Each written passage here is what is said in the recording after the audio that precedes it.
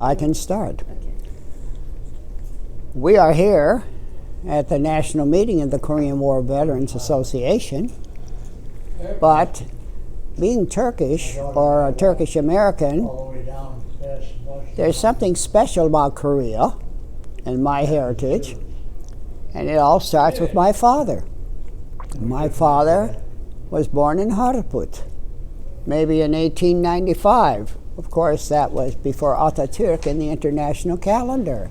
We think it's 1895. He came to America with his friend, V.C. Kaplan, also from Harput. They left their army unit without permission and came to America. My father already had a brother in Peabody, Massachusetts, and of course that's where my father settled initially.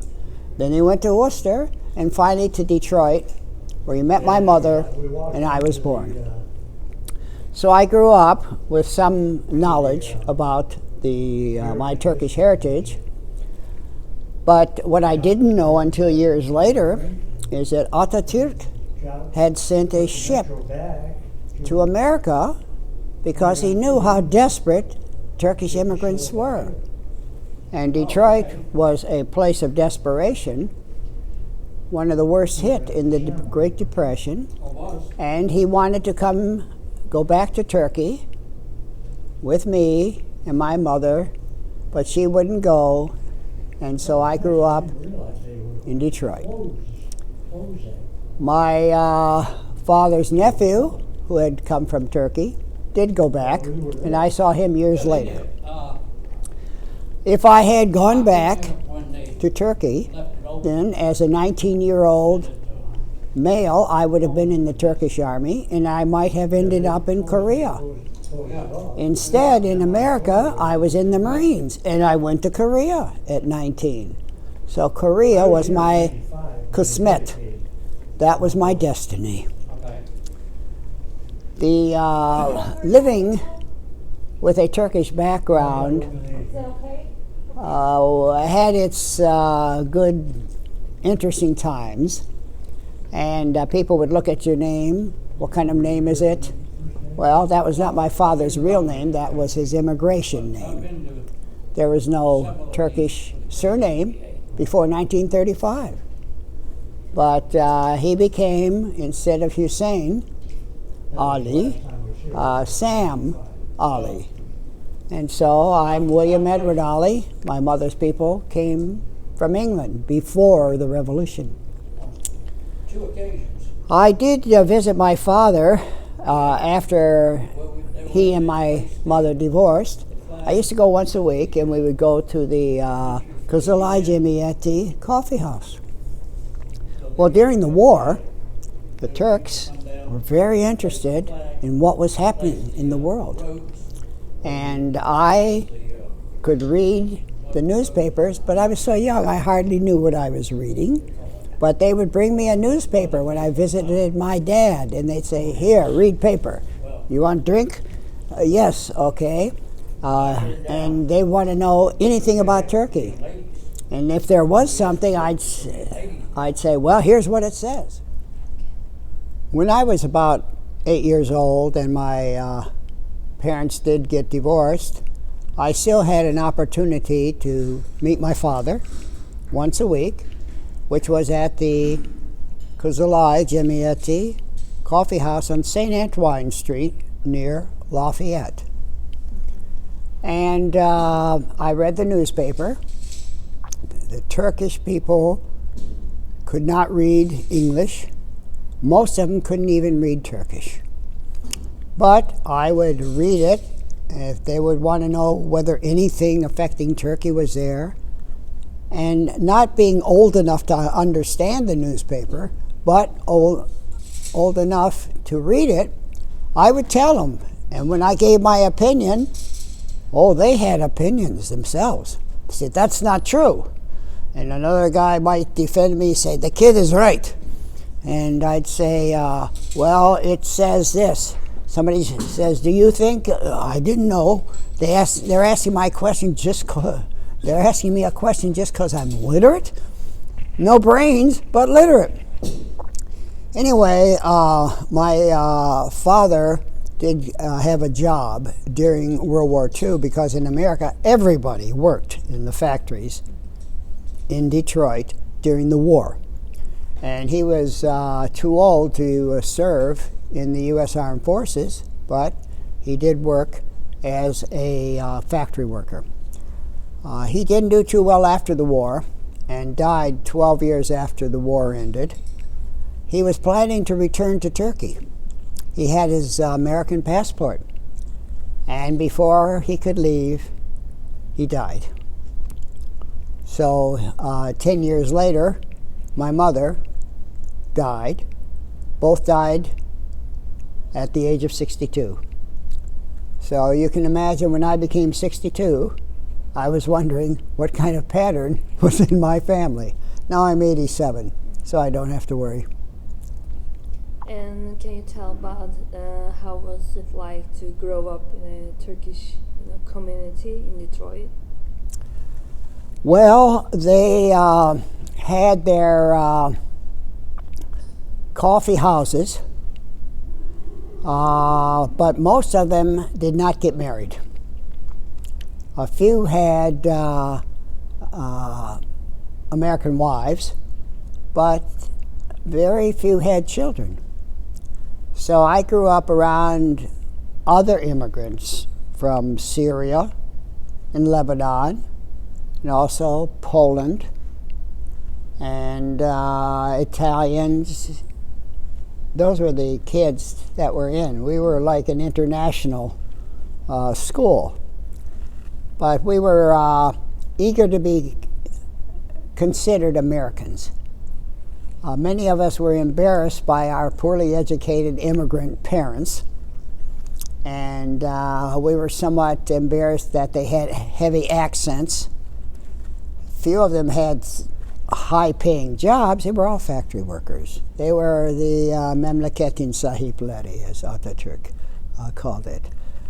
But years later, I realized that they had done pretty well. They survived. They did their best. If my father had grown up in Atatürk's time, I think he would have had a higher level of education, maybe a better job. But of course, what's done is done. He left Turkey. He was planning to go back and collect his Social Security pension, but that did not materialize. And in Detroit, so you were with the other immigrants, and you were going to the Turkish coffee house also? I went to the coffee house once a week to visit my father. In America, when two people get divorced, the one parent is responsible for the children, but the other parent has visiting rights. They can visit. Well, he didn't visit the house, so we met down at the Kızılay Cemiyeti, which was a coffee house.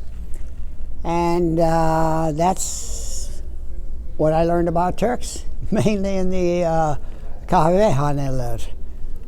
And how many were there? Around how many Turks were there when you were? How many coffee houses or how many Turks? And how many? It's hard to say. I doubt that there were more than several hundred. But nearby, there was a Turkish community in Dearborn, Michigan, near the Ford factory. Henry Ford had a huge automobile factory. And there was a place there on Salina Street where the Turks had their Kızılay Cemiyeti type coffee house. So that was the nearest community. The other communities were in Buffalo, Whiting, Indiana, near the steel factories. So they were pretty much dispersed. And how was, could you describe this Saint Antoine Street? Yeah, well, we were, now we say Saint Antoine. My city was a French city in because of the French explorers. It was called Detroit. Well, the English and the French were fighting. there was the French and Indian War. And so the French gave all these names, Saint-Antoine, Lafayette, Leopold, Beaufort. They had all these French names, and when we borrowed them, the English took them over and they kicked the French out, but they kept the spelling, but they gave it the English pronunciation. So Saint-Antoine was Saint-Antoine, obviously a Catholic saint. Why the Turks settled in this area, in that area? I have no idea why they settled there. There were factories in the city. In those days, factories were in the city areas. It was not well zoned. And they were all automobile factories? Mainly automobile factories. Detroit produced more automobiles than any other city in the world for a long time. And my father worked as a spray painter.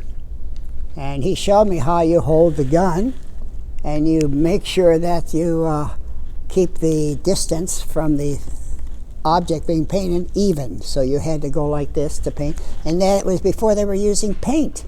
They were using lacquer. Lacquer dries instantaneously. You don't have to bake it. But paint had other advantages, so they switched to paint. My dad was a spray painter. Okay. In the automobile? In the automobile industry. And I too worked. Was it a Ford factory or a different? No, he worked for Hupmobile. Uh-huh. And before that he worked for the Dodge brothers.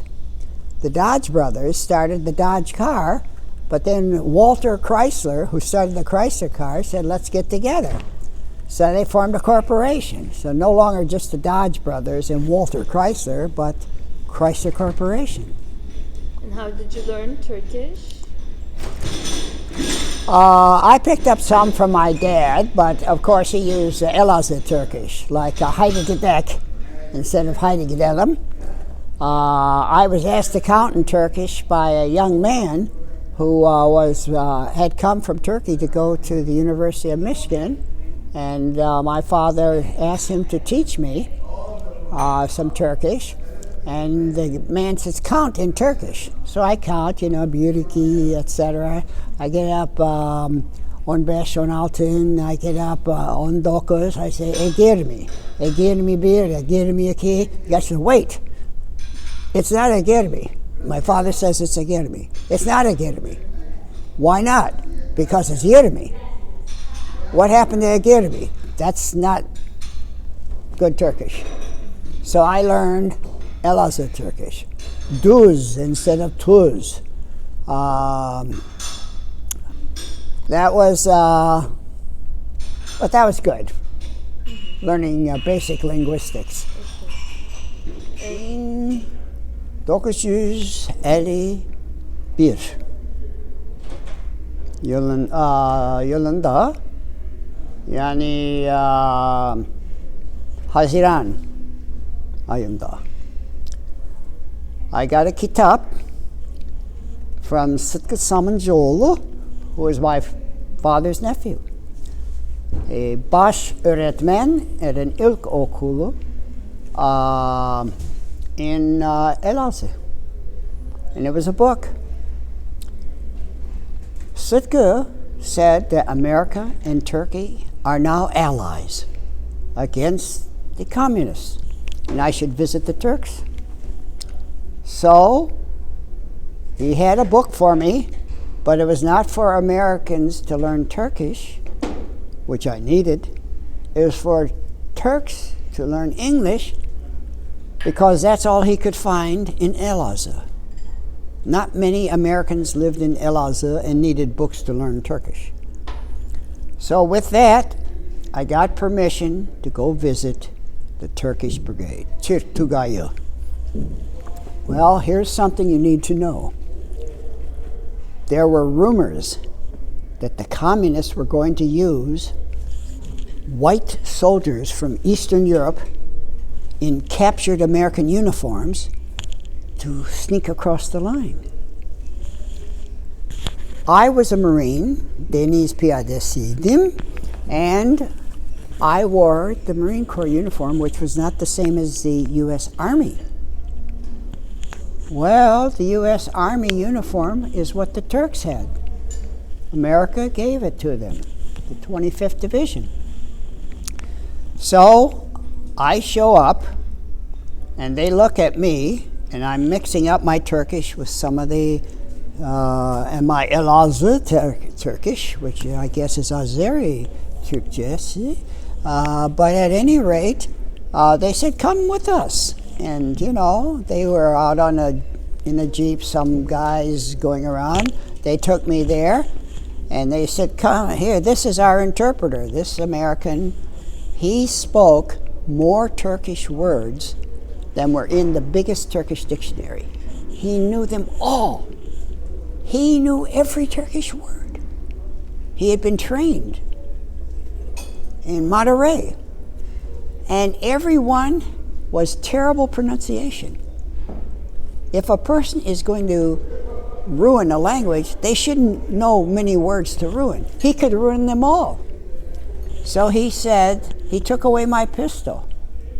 He made me squat like that. He says, I don't know who you are, but we're going to nail your ass. I said, I have papers. I have approval from my unit. He pulled it out, and I waited, and I thought, I'm going to be killed. And I thought, this is it. Öleceğim. Mutlaka. And I waited, and I waited. I thought, oh, they're definitely going to do this. My mother will get a letter saying a mistake was made, or your son is missing, or something. But I wouldn't get home alive. They found out, they checked with my unit, and they found out I was Deniz Piyadesi, that I had permission to come and visit the Turkish brigade. And so the Turks, they gave me back my pistol, and I was there for about 3 or 4 nights, and I had Turkish food. Good Türk yemeği.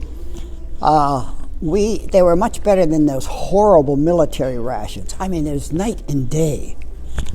And they sang, they had a folk group, and they played on the saz, and they would, darbuka, was it?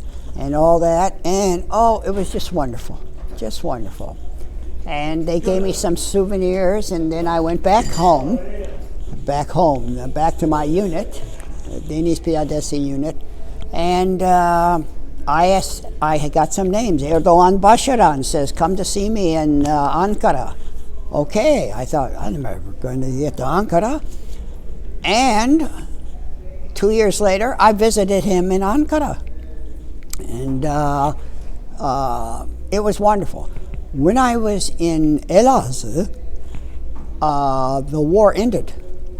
And my cousin Orhan says, Ali bak, he showed me a newspaper, Korean War, ceasefire. Oh my God, it's over.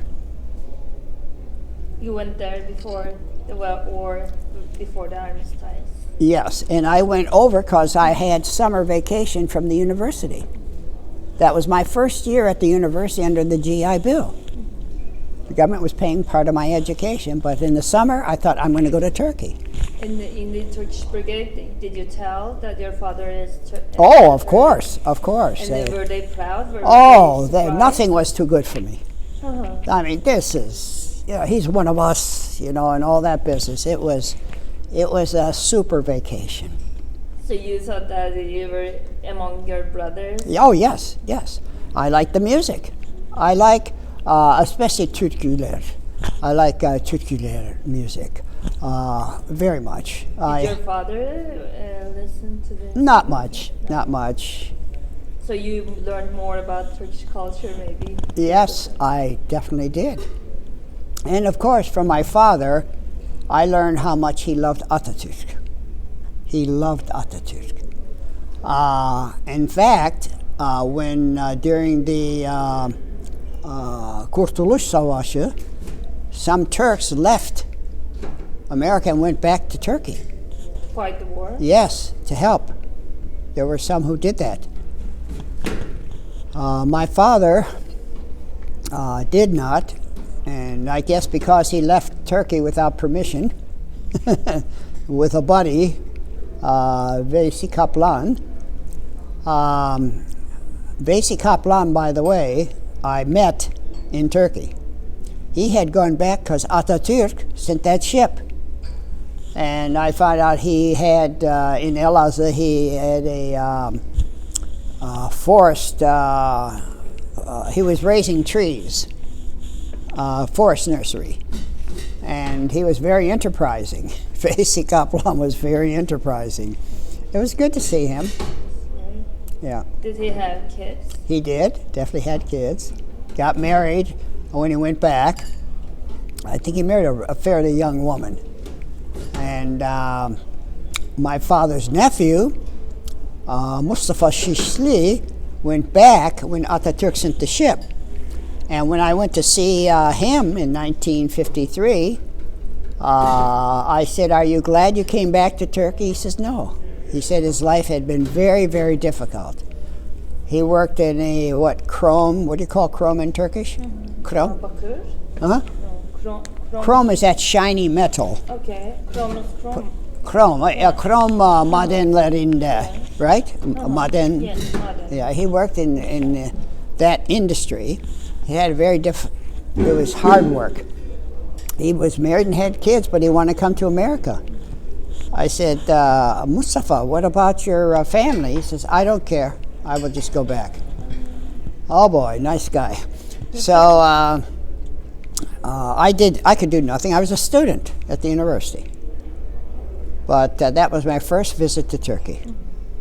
And I have maintained an interest in Turkish history, Turkish language, and I still remain Amerikan Atatürkçüsü.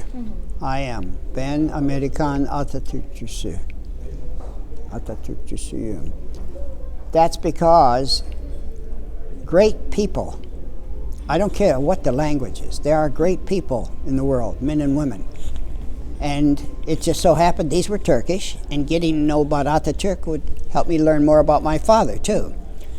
So to this day, even my wife, whose parents came from Yunanistan, her mother said that Atatürk was a good man for the Turks. Her mother. And my wife, Frida, she knows what Atatürk did. And she considers him a great man, and that considers the Turkish people very, very lucky. When Turkey was almost dead, he saved them. And do you have a message for your friends from the Korea War or the Korean War veterans in Turkey? What you did is admired by American veterans. The veterans used to say, if the Turks were at your side, you didn't have to worry about the Chinese coming around. Yes, they said you could get your sleep at night with your Turkish allies next to you. And they were admired.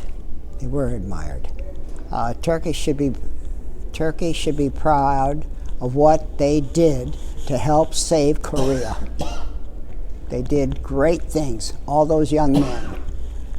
And what they did when they were captured, they resisted the communist captors, and the Turkish experience was used by the American military to change military regulations, because some Americans helped the communists, some didn't come back.